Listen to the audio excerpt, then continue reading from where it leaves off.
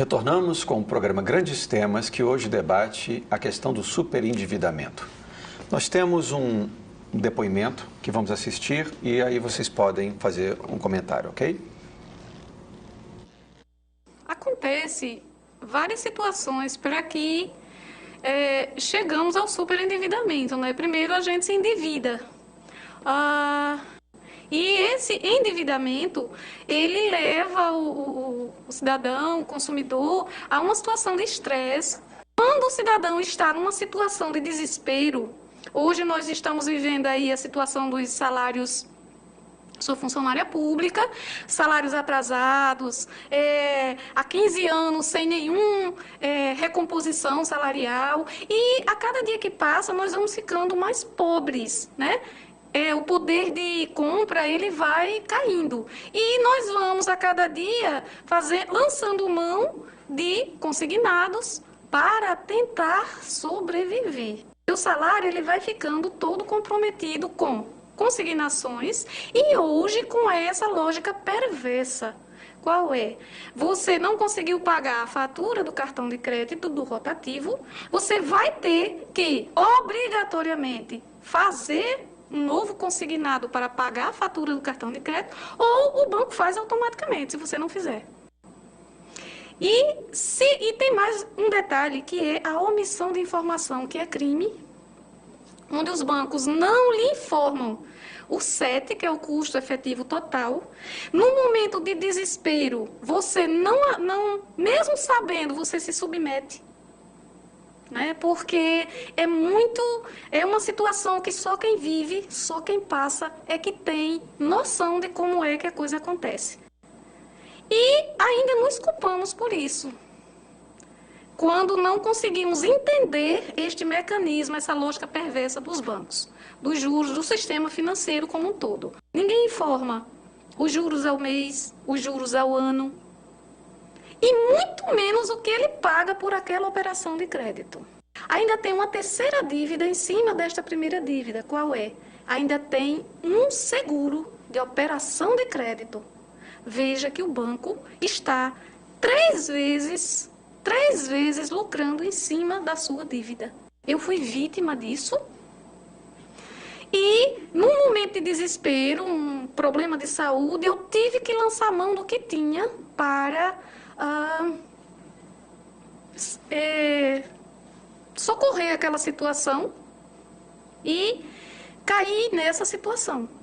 Estou vivendo ela até hoje. Hoje eu estou respirando um pouco porque estou tendo a ajuda da família. Entrei em depressão. Nós adoecemos mesmo. Se não tiver cuidado, essa depressão também te leva a uma coisa pior, muitas vezes um suicídio. Às vezes as pessoas acabam se suicidando e não temos dimensão de que foi aquela situação que te levou a isso. É um depoimento muito forte, né? A pessoa evidentemente preferiu não se identificar, mas dá o tom exatamente de como esse problema, essa questão do superendividamento arruina a vida em todos os aspectos, né? A vida da pessoa. É realmente muito chocante essa situação, não é, Dalva? Pois é, um dos meus interesses por esse tema, de estudar esse tema, é que eu sempre trabalho com a área da saúde e é muito comum pessoas em estado de depressão profunda, né? Ou então tendo que realmente a urgência, muito nervosa, muito desestabilizada, e quando você vai pegar a história de vida, o que determinou aquela situação, aí você chega a essa... Aí quando você vai ver o que está por trás, aí aquela pessoa está endividada, está com problemas com a família, porque a sociedade, esse fenômeno é muito recente, né, do superendividamento, e a sociedade olha para aquele cidadão como alguém que se desorganizou, como diz bem no depoimento, né, da cidadã, da consumidora. Você vê que é um depoimento de uma pessoa muito emocionada diante da sua fragilidade. Então, é uma situação de, como a gente diz no direito do consumidor, né, de hipossuficiência diante da situação. Você não tem saída, mesmo aqueles que têm algum esclarecimento, me parece que essa consumidora eu acho que já teve tantas dívidas, né, e renovou e que aprendeu um pouco sobre como é que se processa. Mas a grande maioria não tem. esse esclarecimento. E pode sim, que o doutor Ciro comentava, no intervalo, eu acho que é bom a gente compartilhar, que tem sido reconhecido um fenômeno enorme já, caso de suicídio. Eu acho que esse, inclusive, é um desafio nosso para a universidade, estarmos encaminhando, inclusive, projetos de pesquisa para a gente dimensionar e fundamentar, inclusive, essa legislação de proteção ao consumidor numa negociação que seja favorável ao consumidor. Dalva, isso é importante de destacar porque, no final das contas, o desdobramento social disso, também familiar, sim, é de que tudo recai sobre uma atitude do sujeito. Ele fica isolado, não é, mal visto e, sempre, de certo modo, taxado como alguém irresponsável, exatamente, etc. Mas isso esconde, encobre, né, a perversidade de uma lógica de cobrança exorbitante, não é, que sustenta toda essa juros questão. Abusivos, de juros abusivos, né, de condições injustas. Né? Quero fazer uma observação.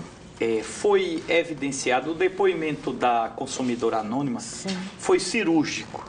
Ela resumiu a dor, a abusividade.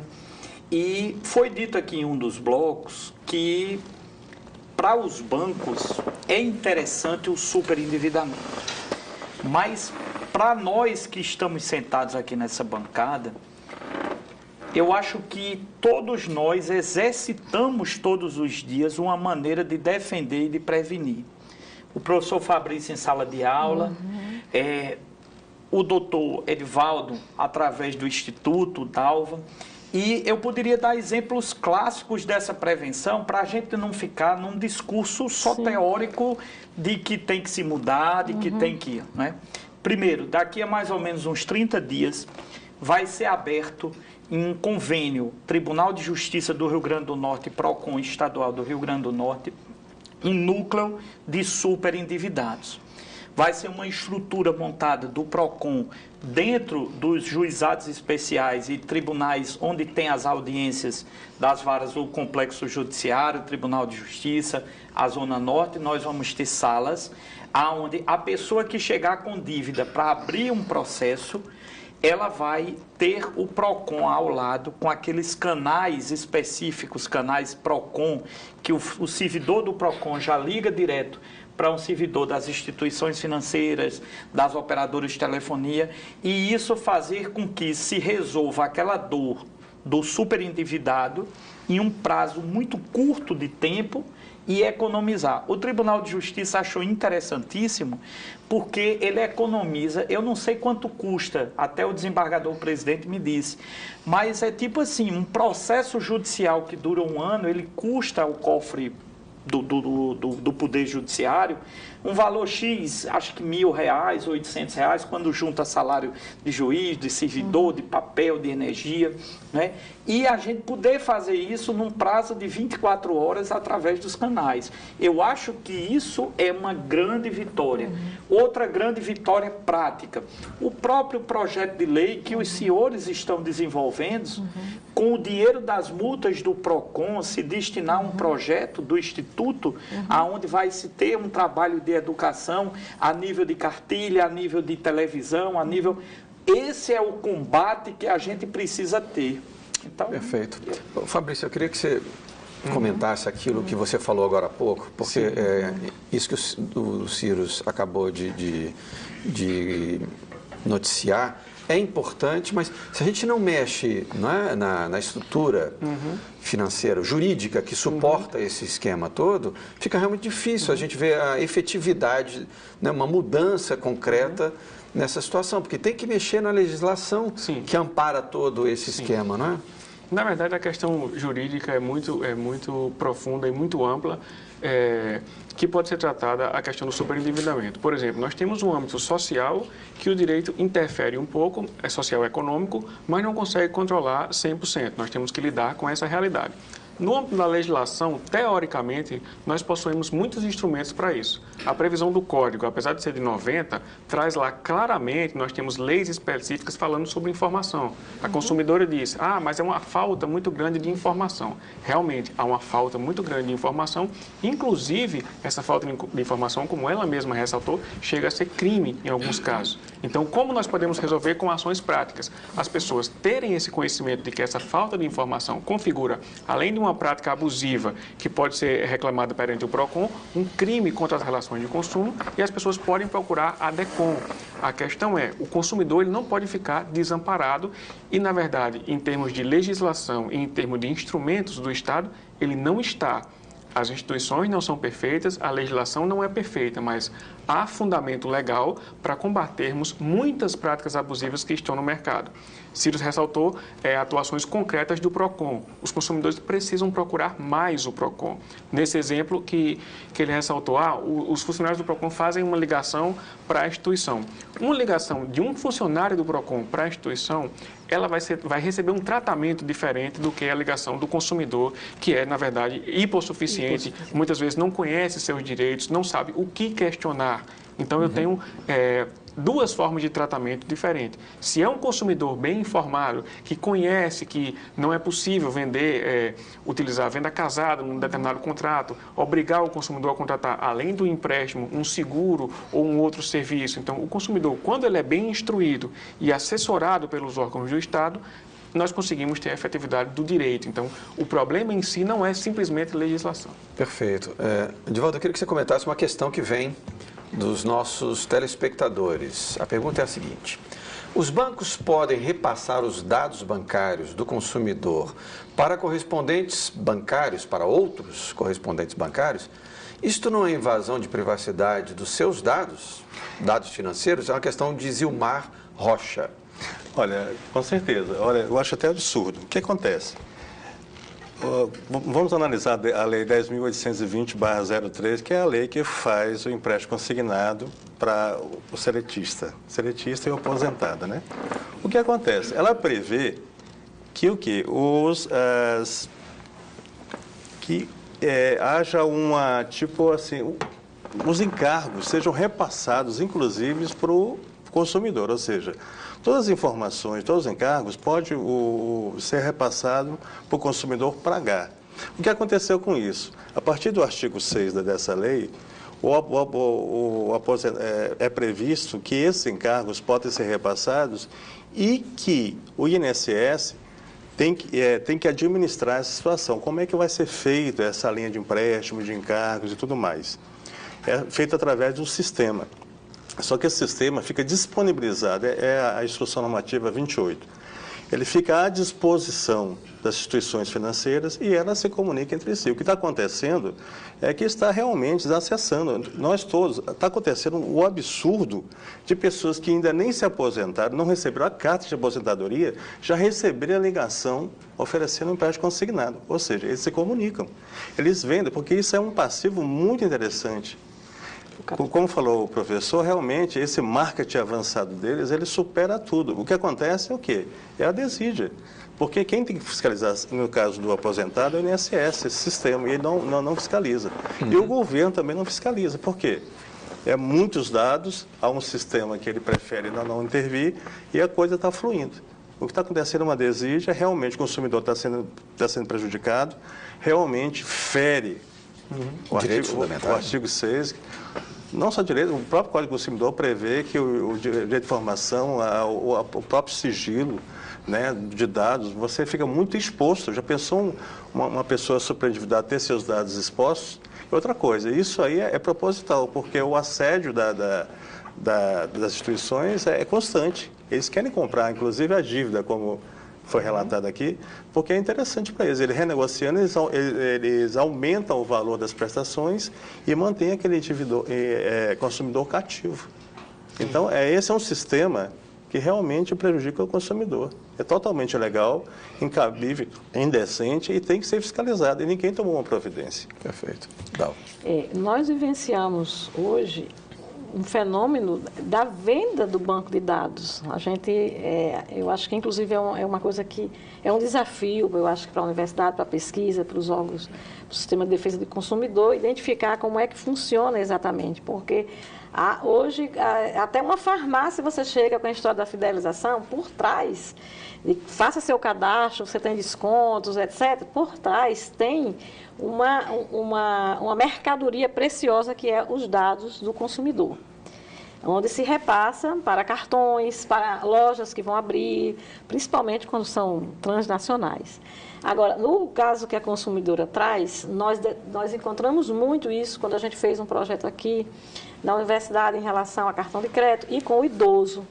A gente fez um trabalho com o Conselho do Idoso, com a população idosa, e a coisa mais comum que foi colocada principalmente por idosos é que eles recebem ligações de correspondentes bancários que já sabem, né, qual é a margem que ele tem.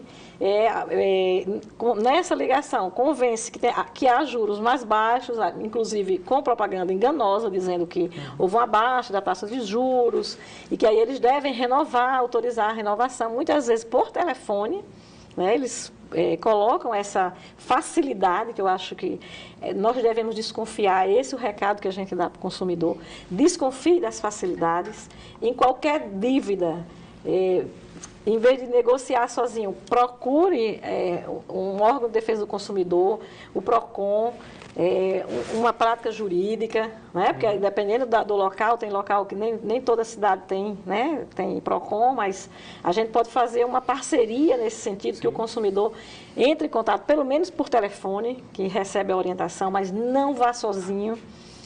Peça informações, peça por escrito, peça para imprimir os contratos, porque é contrato de adesão, você vai lá, não tem muito que você alterar no contrato, mas porque quando você pede a cópia do contrato, para você pensar, basta você ler metade e você já deu tempo de pensar 2 vezes, ou seja, não haja por impulso.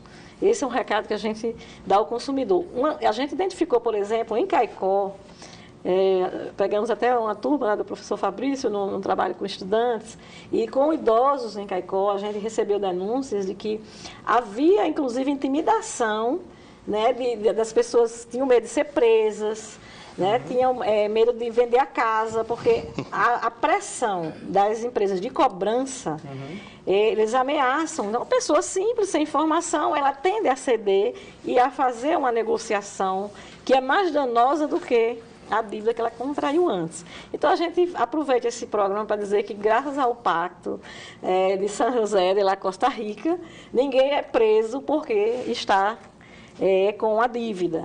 Então, por isso,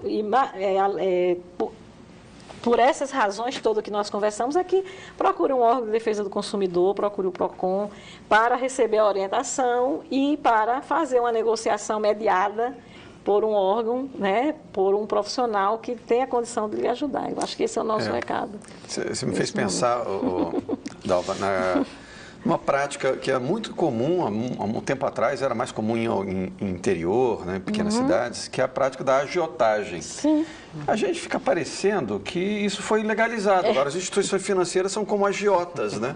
Elas agem empurrando o sujeito para se endividar e amarrar o... Né? Pegando dados do Dr. Círios, eu quero só reforçar o que o senhor falou. É o seguinte, em 2016, o cartão de crédito foi 497%. Em 2017, baixou para 355%. Esse ano, em janeiro, já está 15,6%, né? Ao mês. Então, ali foi o ano e ao mês agora já está 15,6%. Que você vê, isso é o quê? É uma aberração. Uma aberração. Mostra que no mínimo, né? Era isso que eu ia dizer naquela hora, justamente. O capital financeiro, ele estuda o mercado. Ele estuda o Estado, o poder de regulação do Estado, e estuda o comportamento do consumidor. Então, por exemplo, taxas, eles sabem que há um percentual de inadimplência já esperado. Mas eles já calculam nos seus empréstimos o que eles chamam de spread. No Brasil, ele é muito maior do que no exterior.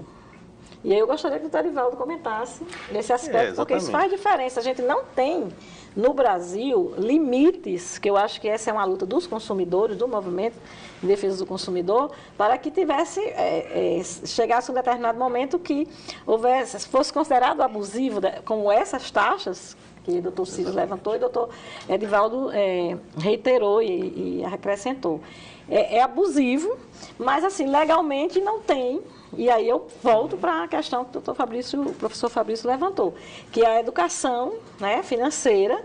E aí é por isso que é importante que a gente tenha um movimento de defesa do consumidor, tenha clareza de que o cidadão informado, né, e coletivamente organizado, sim, para fazer frente. Só isso vai fazer, inclusive, que a gente tenha leis melhores, que a gente tenha fortalecido instituições como o PROCON, que tenha profissionais de carreira contratados, que tenha estrutura material para fazer o trabalho, que a gente possa fazer trabalho de educação para o consumo, recurso para pesquisa, para que a universidade possa fazer o seu papel, né, de trazer informações como essa que eu levantei. A gente precisa saber como é que opera essa venda de bancos de dados, porque ela é criminosa, ela faz isso que a consumidora acabou de dizer, ela compra e vende dados de consumidores e o expõe. Porque eu estou numa situação frágil, porque eu recebo uma ligação de um agente financeiro, de um correspondente bancário, que sabe tudo, sabe meu telefone, sabe meus contatos familiares, sabe meu endereço, sabe minha margem, né?